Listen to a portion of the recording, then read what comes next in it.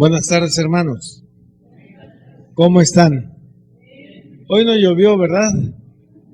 Qué bueno. Digo, qué bueno porque no nos mojamos, pero la lluvia es una bendición, ¿verdad? Cuando no llueve pasan muchas cosas, la economía se deteriora. Yo no me di cuenta hasta que cuando estaba estudiando en Montemorelos, ahí en Nuevo León. ¿Ustedes se acuerdan del huracán Gilberto? El huracán Gilberto pasó ahí por Montemorelos y agarró para Monterrey, que es un desastre terrible, y cayó agua, pero que una barbaridad. El río subió, se llevó casas, animales y una que otra persona también por allí. Pero fíjense qué interesante, después de eso no llovió como en 8 o 9 meses. Y la gente estaba muy preocupada, el comercio estaba detenido, no había cosechas, no había nada. Y bueno, la bendición, la lluvia es una muy, muy grande bendición, ¿verdad? Qué bueno que están aquí, hermanos, me da mucho gusto saludarlos. Vamos a continuar estudiando la palabra de Dios. Los invito para que abran sus Biblias, por favor, en Hebreos capítulo 4. Hebreos, libro de los Hebreos, está casi al final de sus Biblias.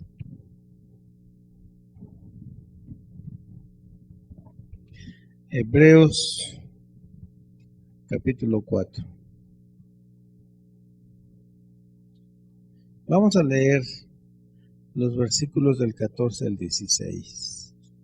Hebreos 4, 14 al 16. Y pongan mucha atención, sigan la lectura con su vista, poniendo mucha atención, porque este es un pasaje muy interesante, muy bonito.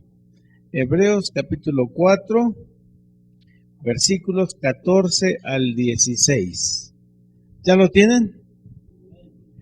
Dice así: por tanto, teniendo un gran sumo sacerdote que traspasó los cielos, Jesús, el Hijo de Dios, retengamos nuestra profesión. Porque no tenemos un sumo sacerdote que no pueda compadecerse de nuestras debilidades, sino uno que fue tentado en todo según nuestra semejanza, pero sin pecado. Acerquémonos, pues, confiadamente al trono de la gracia para alcanzar misericordia y hallar gracia y oportuno socorro. Podríamos estar hablando toda esta noche, tal vez sacar unos 3 o 4 temas muy interesantes solamente de este pasaje, pero solamente lo vamos a dejar allí. Saben, hermanos, que en las grandes ciudades como en la que vivimos sucede un fenómeno muy interesante. Que cuando estamos viendo un atraco o cuando estamos viendo que golpean a alguien o cuando estamos viendo un problema de ese tipo, no nos gusta meternos. No nos gusta meternos porque no nos gusta vernos involucrados. El 13 de marzo de 1964, en la ciudad de Nueva York, en un suburbio muy respetable, un hombre que se llamaba Winston Moseley tardó media hora apuñalando a la señorita Catalina Genovese. Media hora apuñalándola. Y los vecinos que estaban allí solamente veían por sus ventanas de sus casas y no hacían nada. Hasta que este hombre huyó, dejó a esa mujer muerta, y entonces cuando huyó el hombre le hablaron a la policía y la policía llegó en 2 minutos. Y cuando a los vecinos se les preguntaba que por qué no le habían hablado a la policía inmediatamente, la respuesta de los 32 vecinos que vieron eso, dijeron, fue la misma: porque no me quería ver involucrado en problemas jurídicos. A nadie nos gusta, ¿o sí? A nadie nos gusta estar en la corte, ir a declarar, ir ante un juez, estar como testigo. No nos gusta, son problemas para nosotros. Pero mis hermanos, sin embargo, viene un día en que nadie, ningún ser humano podrá eludir un juicio que es el juicio de Dios. Será una cita ineludible. Todos vamos a estar ante el juicio. ¿Se acuerdan que ayer estudiábamos que en la segunda venida de Jesús, una de las razones por las que Jesús va a venir a esta tierra va a ser ¿a qué? A dar a cada uno conforme ¿a qué? ¿Y cómo lo va a hacer? Con un juicio. Con un juicio. ¿Qué se hace en el juicio?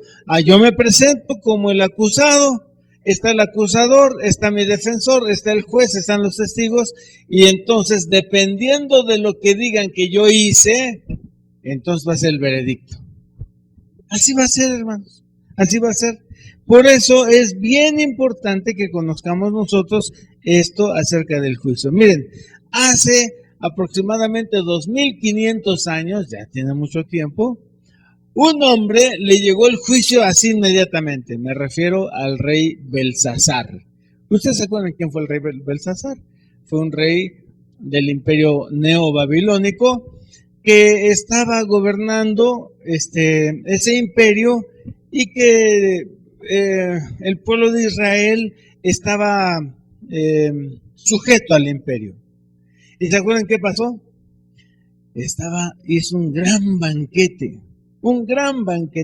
Invitó a todos los príncipes y a todos los magistrados de su imperio a un gran banquete. Y los historiadores y los analistas se preguntan, ¿por qué hizo este gran banquete siendo que venían los medopersas a atacarlo? Y algunos creen que porque confiaba en las murallas de Babilonia. ¿Saben cuánto medían las murallas de Babilonia? De alto medían 30 metros y de ancho como 5 metros o 6. Hasta arriba de las murallas hacían carreras de carros, claro, jalados por caballos, ¿verdad? Porque no hacía el tipo de carros de aquel tiempo. Pero eran dobles, es decir, había 2 murallas. Y en medio de las murallas, ¿se acuerdan qué pasaba? Venía el río y las llenaba. Así que eran humanamente inexpugnables. Nadie podía, humanamente hablando, hacer eso. Y entonces el rey, confiando en eso, hizo un gran banquete. Invitó a todos. A mí no me pueden hacer nada, él pensaba, ¿verdad? Yo con mis murallas nadie las puede penetrar. Pero entonces ya con los efectos del alcohol, mandó a traer los vasos sagrados del templo de Jerusalén que se habían traído cuando Nabucodonosor, su antecesor, había invadido a Israel. Y se trajeron esos y los tenían allí guardados. Y entonces este hombre ya tomado, los mandó traer para beber en ellos. Y esa era una gran ofensa para Dios. ¿Y qué pasó? Se apareció una mano allí, dice la Biblia, en el encalado, es decir, en la pared. Solamente en la mano. Y empezó a escribir. En un idioma que nadie sabía.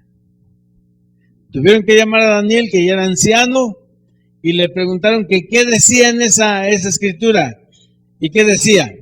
Miren, vamos a leer allí lo que dice la Biblia. Primero vamos a leer Daniel capítulo 5, versículo 6. Para que leamos, tengamos todo el contexto de lo que les estoy platicando. Daniel capítulo 5, versículo 6.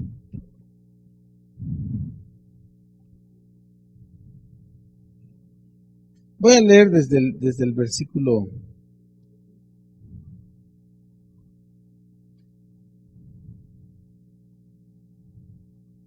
Desde el versículo 3 voy a leer, para que leamos lo que ya les platiqué. ¿Ya lo tienen? Daniel 5 del 3 en adelante, dice así. Ahí está en la pantalla, si alguien quiere leer ahí, no hay ningún problema. Dice, entonces Fueron traídos los vasos de oro que habían traído del templo de la casa de Dios que estaba en Jerusalén. Y bebieron en ellos el rey y sus príncipes, sus mujeres y sus concubinas. Bebieron vino y alabaron a los dioses de oro y de plata, de bronce, de hierro, de madera y de piedra. Y miren lo que pasó. En aquella misma hora aparecieron los dedos de una mano de hombre que escribían delante del candelero sobre el encalado de la pared del palacio real, y el rey veía la mano que escribía. Versículo 6. Entonces el rey, ¿qué hizo? Palideció y sus pensamientos se turbaron y se debilitaron sus lomos y sus rodillas daban la una contra la otra. El rey gritó en alta voz que hicieran venir magos, caldeos y adivinos. Y dijo el rey a los sabios de Babilonia: cualquiera que lea esta escritura y me muestre su interpretación, será vestido de púrpura y un collar de oro llevará en su cuello, y será el tercer señor en el reino. Y entonces, fíjense, mandan a traer a Daniel, y Daniel lo que les dice, versículos 25 en adelante. Daniel viene ya ancianito y dice: la escritura que trazó es Mene, Mene, Tekel, Uparsin. Eso fue lo que escribió esa mano, ¿verdad? Esta es la interpretación del asunto. Mene, contó Dios tu reino y le ha puesto fin. Tekel, pesado has sido en balanza y fuiste hallado falto. Pérez, tu reino ha sido roto y dado a los medos y a los persas. Ahí estaba el juicio, ¿o no? Un juicio así, rápido. ¿Por qué? Porque ese hombre se sintió orgulloso, se ensoberbeció y pensó que era mayor que Dios. Y vino el juicio. Mene, Mene, Tekel, Uparsin. Y dice: has sido muerto y tu reino ha sido ¿qué? Roto. En ese momento, hermanos, los medopersas entraron. ¿Cómo entraron los medopersas? Ustedes han leído esto, lo han estudiado, porque es parte de la profecía bíblica, ¿verdad? Daniel había profetizado que después del imperio babilónico vendría el imperio medo-persa, y eso está en la historia universal, eso no lo podemos quitar, pero Daniel ya lo había profetizado. ¿Cómo entraron los medo-persas? La Biblia no lo dice, pero la historia sí. Ustedes recuerdan que venía el río, se me olvidó su nombre, tan fácil que es ese río. Bueno, venía el río, no recuerdo su nombre, y atravesaba, ¿verdad? Las dos murallas, esas anchísimas, tan anchas como esta de aquí, de pura piedra sólida, y tan altas, ¿verdad? De 30 metros. Atravesaban esas, y por ahí, ¿y qué hicieron los medopersas? Desviaron la corriente del río, la desviaron. Y entonces entraron por donde entra el agua. Invadieron Babilonia y hasta ahí llegó el imperio babilónico. Mene, Mene, Tekel, Uparsin. Llegó un juicio para ese hombre soberbio. Llegó el juicio. ¿Cuál era el juicio? Esta noche te vas a morir. Y ahí murió el rey. ¿Por qué? ¿Por qué les platico esto, hermanos? Porque un día va a venir un juicio. Bueno, vamos a ver que ese juicio ya está. Ahorita vamos a ver un momento más. La pregunta forzada es: ¿cuándo será ese juicio? ¿Cuándo será? Vamos a ver lo que dice la palabra de Dios en Apocalipsis, capítulo 14, versículos 6 y 7. Apocalipsis 14 es el último libro de la Biblia, versículos 6 y 7. Bien, si a alguien le cuesta trabajo encontrarlo, que no es ninguna dificultad porque es el último libro, lo podemos leer allí en la pantalla. Dice así Apocalipsis 14, 6 y 7. Vi volar por el medio del cielo a otro ángel que tenía el evangelio eterno para predicarlo a los moradores de la tierra, a toda nación, tribu, lengua y pueblo. Recuerden, hermanos, amigos, o si no lo han escuchado, les quiero decir esto. El libro de Apocalipsis, el 90% de lo que está escrito en el libro del Apocalipsis es simbólico. ¿Cómo es? Hay muchos simbolismos. Entonces, lo que escribió el apóstol Juan aquí son cosas que el Señor le mostró, pero que tienen un significado muy interesante. En este caso, ¿qué es lo que le está queriendo decir Dios a Juan? Que el evangelio se va a predicar a todo el mundo con un ángel poderoso. No es que el ángel venga a predicar, no, sino que el ángel en primera instancia quiere decir mensajero. Quiere decir que Dios tiene un pueblo que tiene que predicar esto.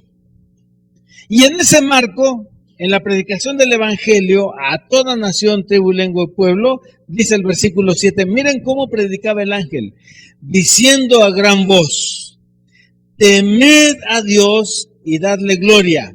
¿Por qué? Porque la hora de su juicio ha llegado, y adorad a aquel que hizo el cielo y la tierra, el mar y ¿qué más? Miren, hermanos, qué interesante esto. Podemos hablar mucho del mensaje, del ángel y todo lo demás, pero eso ahorita no es el punto. Lo que nos interesa ahorita es que dice aquí, en Apocalipsis 14:7, que el ángel dice que la hora del juicio de Dios, ¿qué pasó? Ya llegó. Ya está. Es decir, el ángel no dice, el juicio llegará. No dice así. No está en futuro. ¿Está en qué? En presente. ¿Qué nos dice eso, hermanos? ¿Qué nos dice eso, estimados hermanos y amigos? Que hoy, ahorita, hay un juicio en el que tú y yo estamos siendo juzgados. ¿Les da gusto eso? Cuando terminemos les va a dar gusto. Ahorita decimos, pero ¿cómo? No, así no, Señor. Mira, es que yo estoy haciendo esto ahorita. No. Ay, y lo que hice ayer. ¿Verdad? Pero vamos a ver qué cosa tan interesante es lo del juicio. Así que miren, hermanos, el juicio ha llegado. No me voy a meter mucho en Honduras, porque si no me tardaría por lo menos una hora más. Pero ¿por qué decimos que el juicio de Dios ya está aquí? En primer lugar, porque Apocalipsis 14:7 lo dice, ¿verdad? Lo dice bien clarito. Que el mensaje del primer ángel, porque nosotros conocemos este pasaje de Apocalipsis como el mensaje de los tres ángeles, porque son tres ángeles los que se presentan ahí. Este es el primero, ¿verdad? El mensaje del primer ángel dice, temed a Dios y dadle gloria, porque la hora de su juicio, ¿qué? Ya llegó. Es decir, ¿quieres salvarte? ¿Quieres estar bien ante el juicio? ¿Qué tienes que hacer? Dale honra y gloria a Dios. Y al final lo repite, pero con otras palabras, ¿verdad? Y adorad que hizo el ¿qué? El cielo, la tierra, el mar. ¿Y quién hizo eso? Dios. Pero miren, otra razón por la que decimos que ya está el juicio y que empezó en 1844 específicamente, es por la profecía de Daniel 8:14. No la voy a explicar totalmente, solamente la voy a tocar así de rozoncito. En otra ocasión, si ustedes me invitan a venir aquí y hablar de la profecía bien clarita, venimos, con mucho gusto. Pero ahorita solamente vamos a tratarlo rápido. Miren, vamos a ver Daniel capítulo 8, versículo 14. Daniel 8, capítulo 8, versículo 14.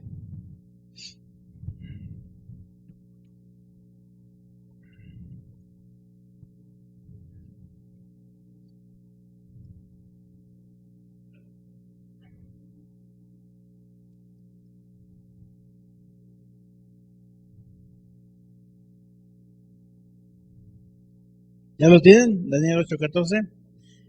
Miren cómo dice. Y le dijo, ¿quién le dijo a quién? El ángel le dijo a Daniel. Y le dijo, hasta 2300 tardes y mañanas. ¿Y luego qué? ¿Por qué el ángel le dice esto a Daniel, hermanos? Porque Daniel tiene una visión donde ve unas bestias, donde se le da a Daniel nuevamente el asunto de los imperios, ya no el babilónico, porque en ese momento ya no existía el imperio babilónico, es cuando está el imperio medo-persa, y se le muestra cómo iba a estar el imperio medo-persa, cómo iba a estar el imperio griego, y cómo está el imperio romano. Algo bien interesante. La historia lo dice, hermanos, la historia lo dice. Y entonces, pero después del Imperio Romano, Daniel ve un cuerno pequeño que sale de una bestia espantosa y que tiene ojos y que tiene boca y que habla maravillas y que ofende a Dios y que derrota a los santos y que hace guerra contra los santos y los vence. Y Daniel se preocupa y dice, Señor, ¿hasta cuándo va a suceder esto? Y entonces la respuesta es hasta 2300 tardes y mañanas. ¿Y qué va a pasar? El santuario será purificado. ¿Cuál santuario, hermanos? Bien interesante, porque en la profecía bíblica, un día equivale a ¿cuánto tiempo? ¿A cuánto?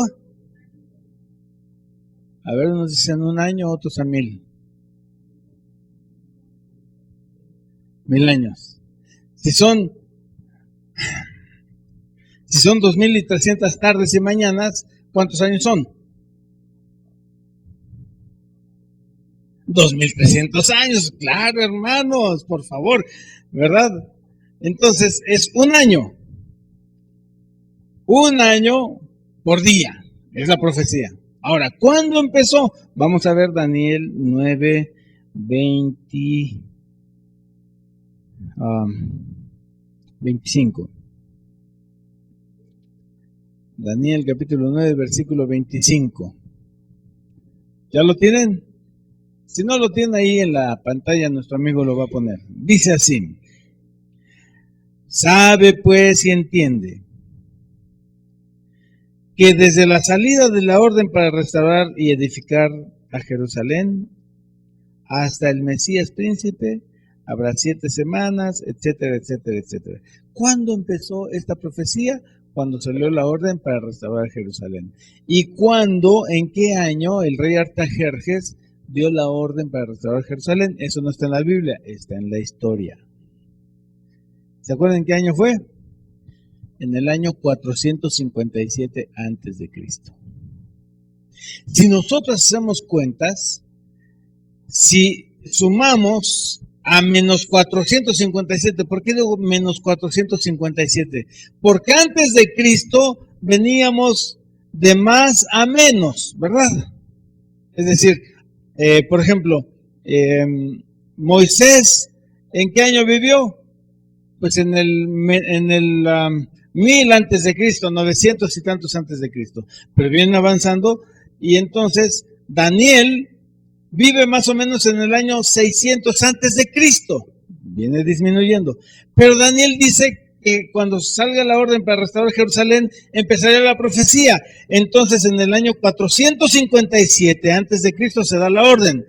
Y si nosotros le restamos 2300, 457 nos da 1843. Pero tenemos que aumentarle 1 año porque no hay año cero. Y nos da hasta 1844. Eso quiere decir que la profecía, el juicio empezaría en 1844. Por eso, en Apocalipsis, capítulo 14, versículo 7 dice que el ángel dice que ya el juicio ha empezado. Entonces, nosotros tenemos que ponernos a pensar, bueno, si el juicio ya empezó, ¿qué va a pasar con mi vida? ¿Se dan cuenta? Ustedes y yo, hermanos, estamos siendo juzgados hoy. Ahora, la pregunta muy importante que tenemos que hacernos es, ¿cómo estoy yo para afrontar ese juicio? ¿Quieren que veamos cómo la Biblia presenta la condición humana de cómo somos los seres humanos? Vamos a leer algunos pasajes. Romanos capítulo 3, versículo 23. Romanos 3, 23.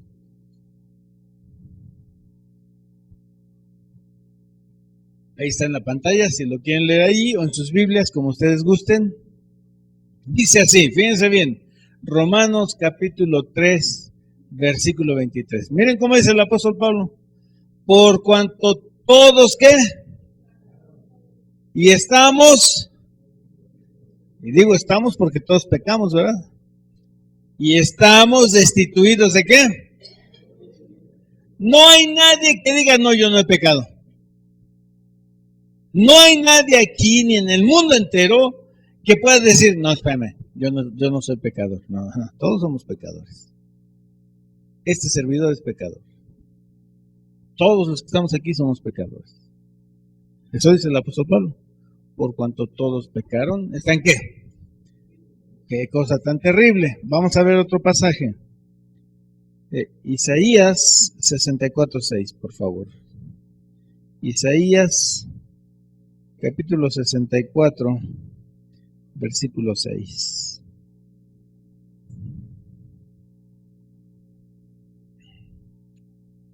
Miren ese pasaje, está terrible, hermano. Digo terrible en el sentido de que a nadie nos gusta que nos digan nuestras cosas, ¿verdad? ¿O sí? No, ¿verdad? A nadie nos gusta. Miren, Isaías 64:6. Lo voy a leer de la pantalla. Si quieren leerlo de ahí de la pantalla, lo pueden, o de sus Biblias, como ustedes gustan. Dice, si bien todos nosotros somos como angelitos buenos. ¿Así dice? No, ¿cómo dice? ¿Cómo dice su Biblia? Fíjense cómo dice, hermanos. Si bien dice el profeta Isaías, todos nosotros somos como suciedad y todas nuestras justicias como trapo de inmundicia. Y caímos todos nosotros como la hoja y nuestras maldades nos llevaron como viento. Miren cómo dice el profeta Isaías. ¿Cómo somos, hermanos? Como suciedad. Y la traducción ahí es benévola, hermanos. Ahora, si tú dices, no, pero yo hago, yo voy, yo doy. Tus justicias son como trapos de inmundicia. Qué terrible, ¿no? Es algo terrible, hermanos. Otro pasaje. Ahí mismo, en Isaías capítulo 1, hasta el principio del capítulo, del libro, perdón. Isaías 1, versículo 6. 1:6.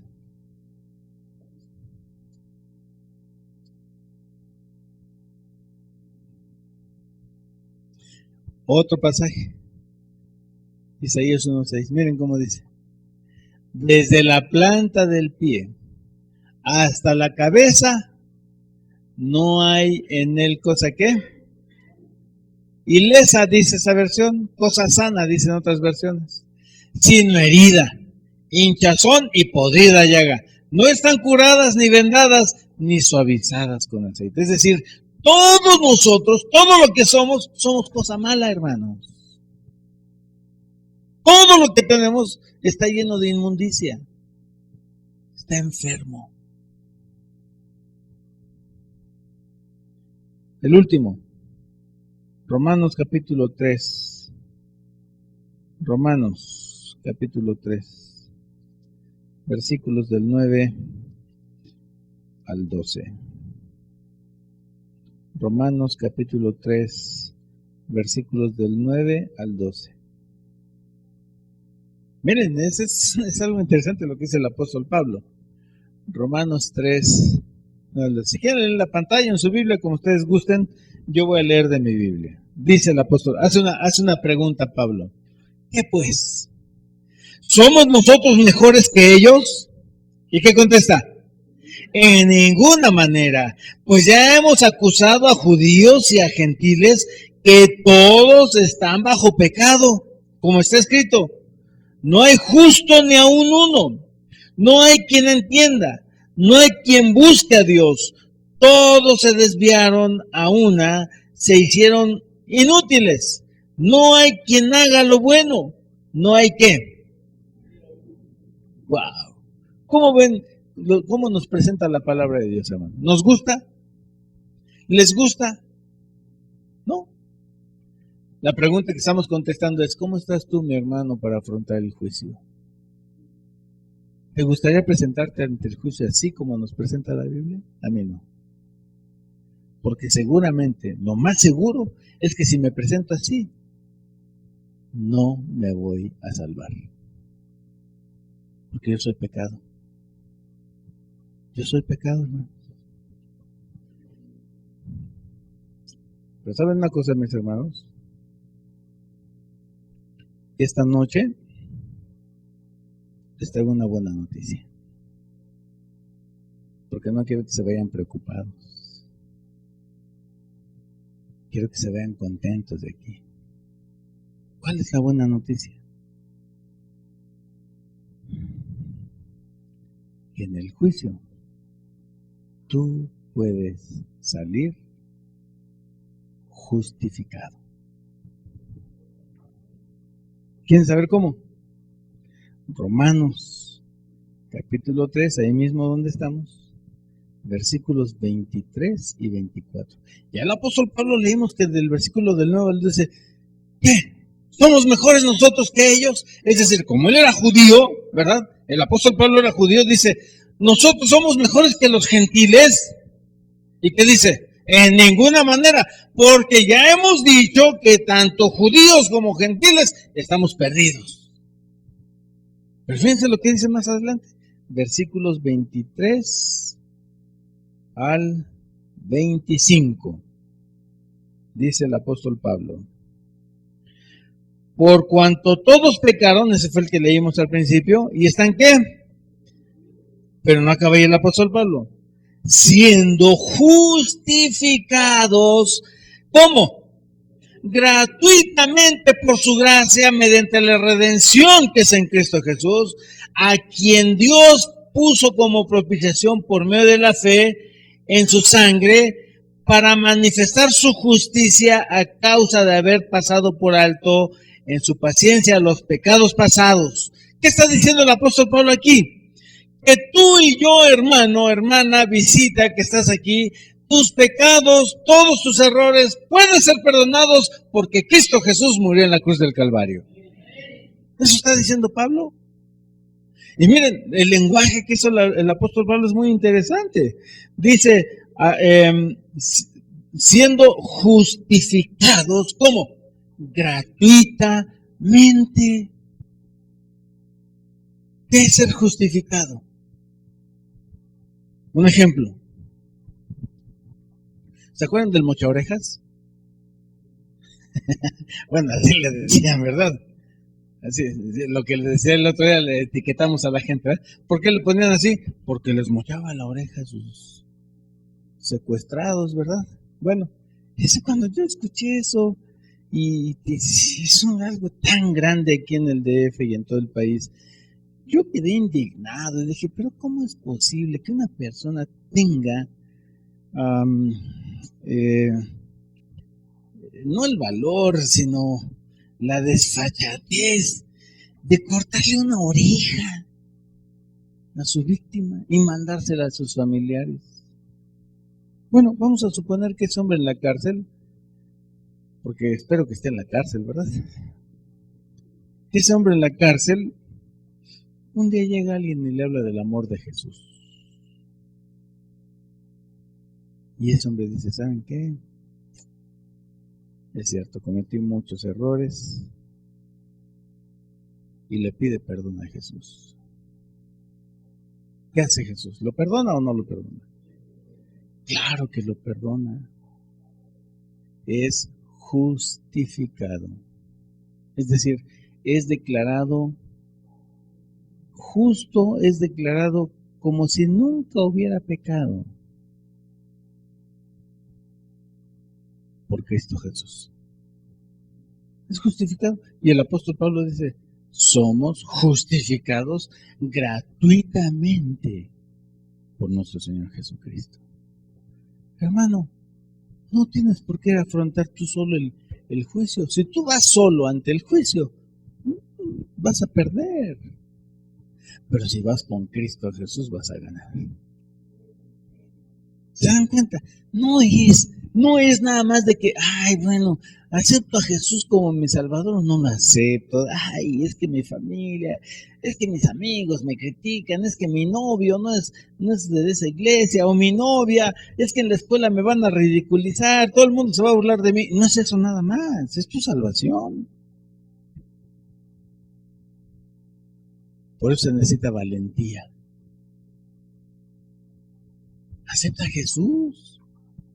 Es el que te puede justificar. Miren otro pasaje, ahí mismo en Romanos, capítulo 6, versículo 23. Romanos 6, 23. Dice así, me tengo que apurar, ¿verdad? ¿O no quieren que me apure? No. Bueno, nos vamos a las 10 entonces. Miren cómo dice Romanos 6, 23. Porque la paga del pecado es ¿qué? Es muerte. Y todos nosotros, leímos hace rato que estamos ¿cómo? En pecado. Todos. Porque la paga del pecado es muerte. Pero ahí no termina el pasaje, hermanos. Dice, mas la dádiva de Dios, ¿qué es? Vida eterna en Cristo Jesús, Señor nuestro. Tú estás en pecado, sí, yo también. Pero cuando aceptas a Jesucristo como tu Salvador, todos tus pecados son perdonados. No importa cuál haya sido tu pecado, no importa qué grande sea, no importa qué profundo sea, no importa qué tan malo sea ese pecado, Cristo Jesús lo puede perdonar. No quieras afrontar el juicio tú solo. Otro pasaje. Primera de Pedro, capítulo 2, versículos 24 y 25. Primera de Pedro, capítulo 2. Está casi al final de las Biblias. Primera de Pedro. Es un libro muy chiquitito. Capítulo 2, versículos 24 y 25. Primera de Pedro 2, 24 y 25.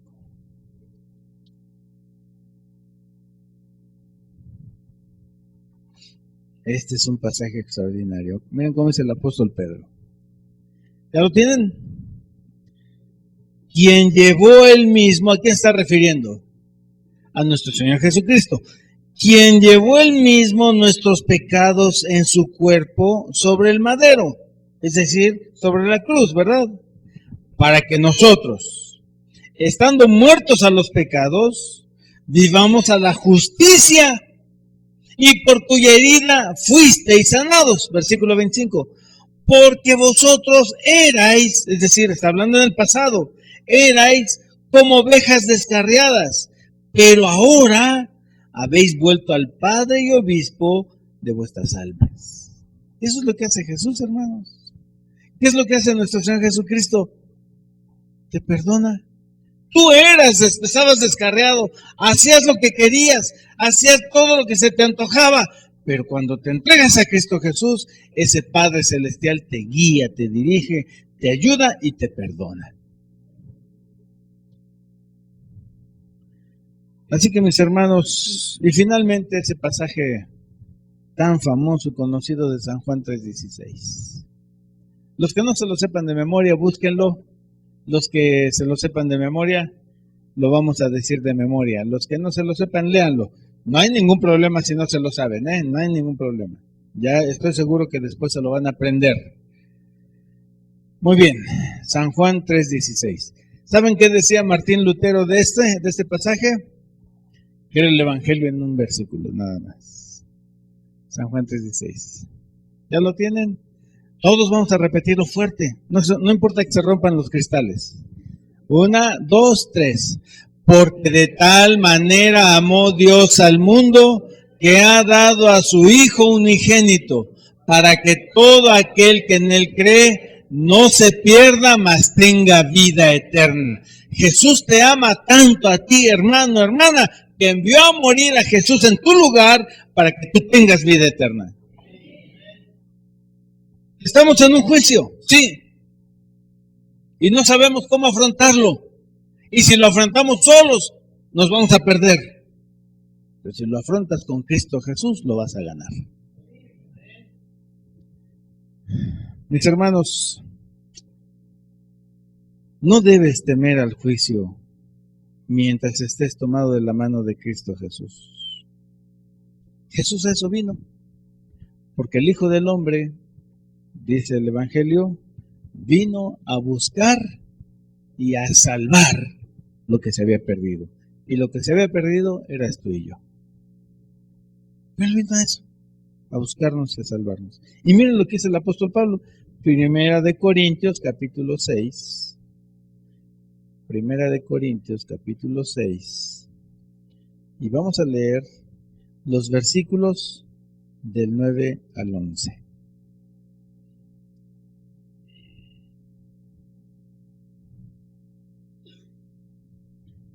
Este es un pasaje extraordinario, hermanos. Primera de Corintios, capítulo 6, del 9 al 11. ¿Ya lo tienen? Miren cómo dice el apóstol Pablo, una pregunta interesante. Empieza con una pregunta interesante. Dice, ¿no sabéis que los injustos no heredarán el reino de Dios? ¿Quiénes son los injustos, hermanos? ¿Saben quiénes son los injustos? Ya leímos en la Biblia que todos somos pecadores, que todos somos injustos, todos. Pero cuando aceptas a Cristo, ¿qué pasa? Eres justificado. El injusto es aquel que, aunque comete pecados, acepta a Jesucristo como Salvador personal. Entonces dice, ¿o no sabéis que los injustos no heredarán el reino de Dios? No erréis, es decir, no te equivoques. No erréis ni los fornicarios, ni los idólatras, ni los adúlteros, ni los afeminados, ni los que se echan con varones, ni los ladrones, ni los avaros, ni los borrachos, ni los maledicientes, ni los estafadores heredarán el reino de Dios. Y ahora fíjense lo que dice el versículo 11. Y esto erais antes algunos, mas ya habéis sido lavados, ya habéis sido santificados, ya habéis sido justificados en el nombre del Señor Jesús y por el Espíritu de nuestro Dios. Así que, mis hermanos, miren, este es un pasaje muy interesante. Dice, ni los homosexuales, déjenme decirlo de esta manera, y no tengo nada contra los homosexuales, ni los homosexuales, ni los adúlteros, ni los ladrones, etcétera, etcétera, van a heredar el reino de Dios, a menos que se arrepientan y se entreguen a Cristo Jesús.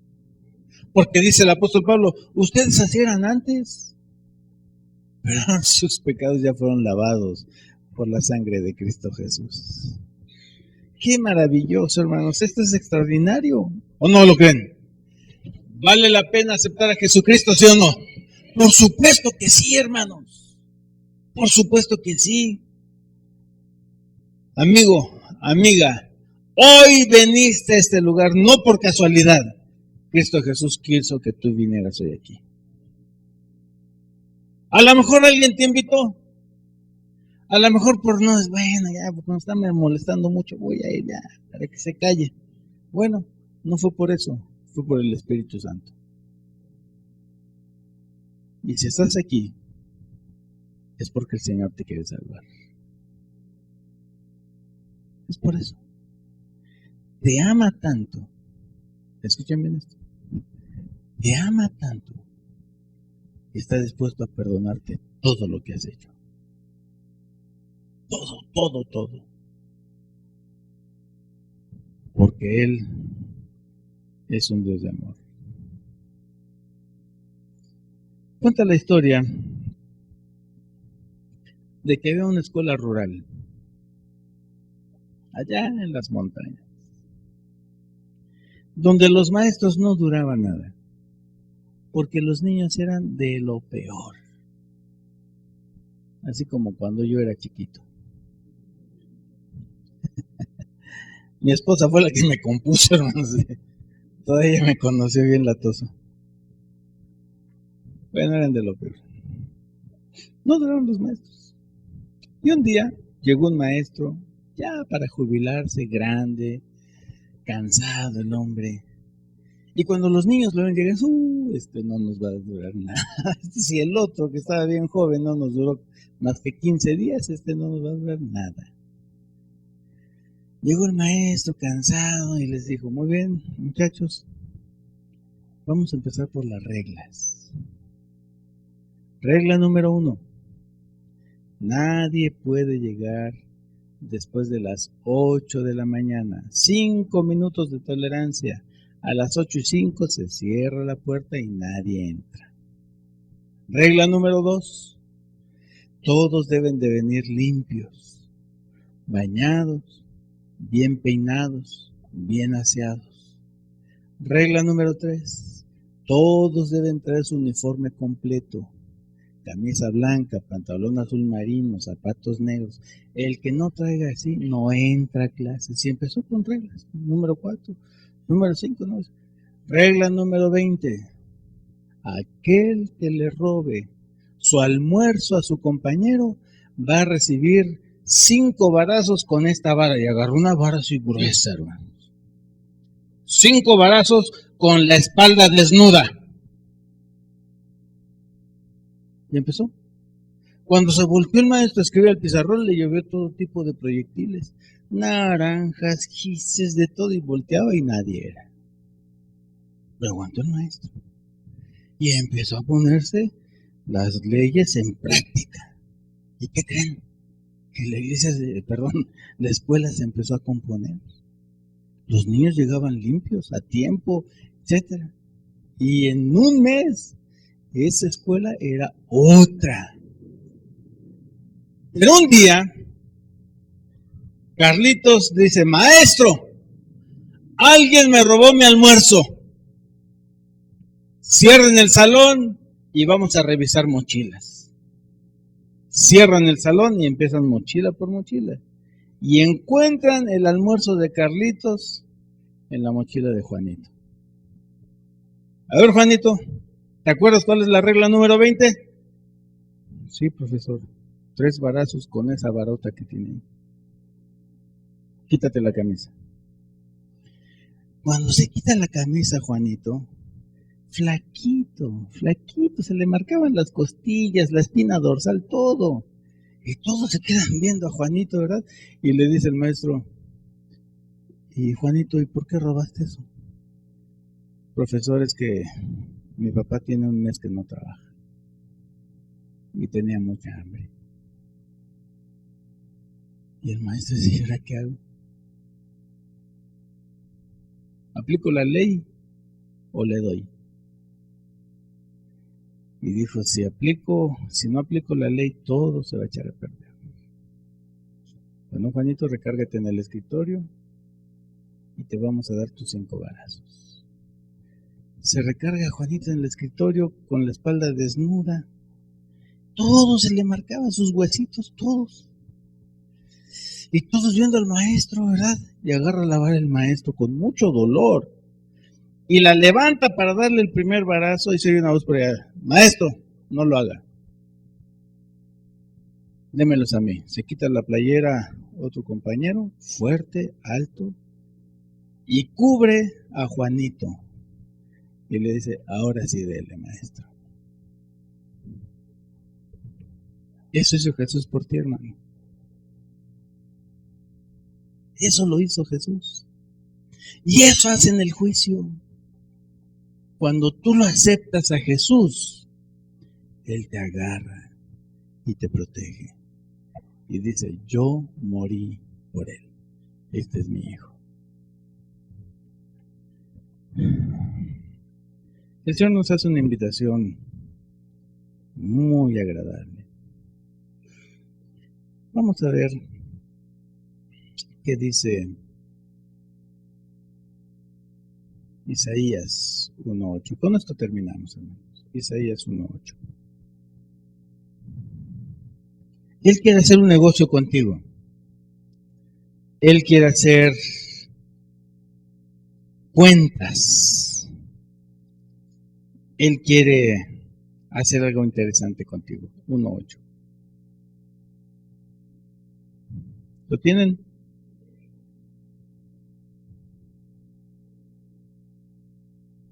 Dije 1:8.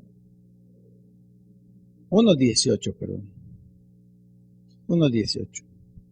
Miren cómo dice nuestro Señor Jesucristo. Y es una invitación para todos. Venid luego, dice, vengan conmigo, dice Jehová, y estemos a cuenta.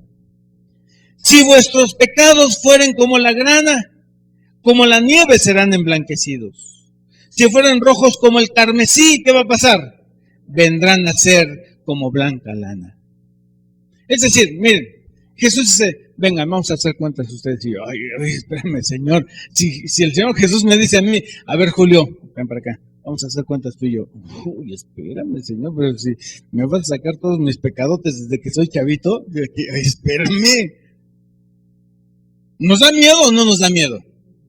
Claro que sí, porque Él conoce todo lo que has hecho. Y no solamente lo conoce, lo lleva fielmente en un registro allá en el cielo. Pero miren, Él dice, ven, vamos a hacer cuentas. Ya vamos, ¿verdad? Todos agachados. Señor, ves que ven, vamos a hacer cuentas. Y luego, ¿qué dice? Si tus pecados fueren como la grana, van a estar limpios como la nieve.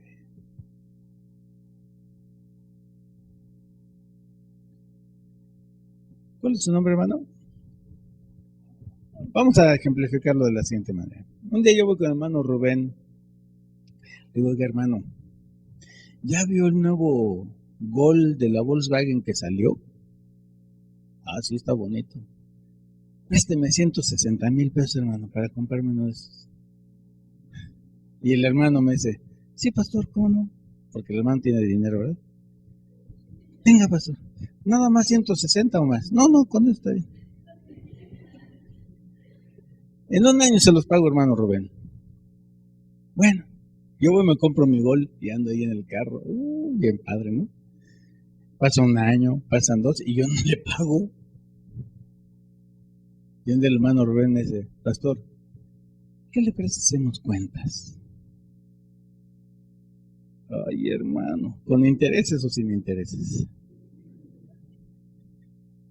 Y nos sentamos, el hermano y yo, me dice, ok, pastor, yo hace 3 años le presté 160,000 pesos, aquí tiene su firma, pero ¿sabe qué? No me debe nada. Así es el Señor con nuestros pecados. Así nos dice Él. Venid luego y estemos a cuentas, dice Jehová. Si fueras un gran pecador, del más empedernido, si vienes a mí, tus pecados son perdonados. ¿Cuántos en esta noche quieren decirle al Señor, Señor, yo te quiero aceptar con todo mi corazón? ¿Se pueden poner de pie? Yo quiero entregarme a ti, Señor. Porque yo entiendo, hoy he entendido algo que no entendía, y que es que tú me amas de una manera extraordinaria. Si alguien quiere venir aquí al frente para que hagamos una oración especial, para que hoy el Señor perdone sus pecados, yo lo invito a que venga aquí al frente. Pasen.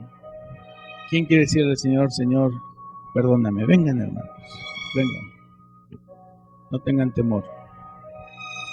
Cristo Jesús los ama. Vengan. Si hay alguna de nuestras hermanas, hermanos que nos visitan, vengan también. La invitación es para todos. Pasen aquí. Vengan, por favor. Vengan. Hoy hemos visto el maravilloso y grande amor que Jesús tiene por nosotros. Hoy tú, hermano, hermana, estás afrontando un juicio. No lo afrontes solo. Afróntalo con Jesús. ¿Alguien más quiere pasar? Vengan aquí al frente, hermanos, para que dejen espacio ahí para los demás. Vengan aquí, muchachos, por favor. ¿Hay alguien más? No se queden ahí. Vengan, solamente queremos orar por ustedes. Háganse por acá, hermanos. Acérquense lo más que puedan. Dios te bendiga, hermana. Ven aquí, por favor. ¿Alguien más? Jesús nos ama de una manera extraordinaria. Y solo Él puede perdonar tus pecados. Gracias, Janet. Gracias. ¿Hay alguien más? No va a pasar nada. Simplemente es para decirle al Señor Jesús: Señor, yo quiero que tú perdones hoy mis pecados. Tal vez te da vergüenza tu vida, tal vez te da pena lo que has hecho. Y tienes razón, tal vez. Pero el Señor Jesús te ama mucho más que esos pecados. ¿Hay alguien más que quiera pasar aquí? Vamos a orar. Querido Padre, cuán grande es tu amor. Es tan grande que no lo alcanzamos a entender. Pero nos damos cuenta de que ese maravilloso amor que sientes por nosotros te mueve a perdonar nuestros pecados. Y eso quiere decir que quieres salvarnos, que quieres que vivamos contigo por la eternidad. ¿Quiénes somos nosotros para tan grande amor? ¿Quiénes somos nosotros para merecer esto? Pero en esta noche, Padre, queremos suplicarte en el nombre de Jesús que perdones nuestros pecados y aceptes nuestras confesiones. Cada uno de los que estamos aquí tenemos una vida pasada. Todos hemos pecado. De una u otra manera, unos más, otros menos. Pero hoy tú quieres perdonarnos. Acepta nuestra oración. Bendice a cada uno de mis hermanos y hermanas que están aquí, aunque no hayan pasado, aunque se hayan quedado en su lugar, en tus manos los dejamos. Padre, y que de hoy en adelante nuestras vidas sean de constante entrega a Cristo Jesús. No tenemos nada que ofrecerte. No tenemos nada con qué pagarte. No tenemos nada que decirte. Simplemente nos entregamos a ti, rogando que nos aceptes. Toma nuestros corazones. Están manchados. Pero te rogamos que tú los tomes para que los limpies y seamos purificados por el amor de Jesucristo. En el nombre de Jesús lo suplicamos. Amén.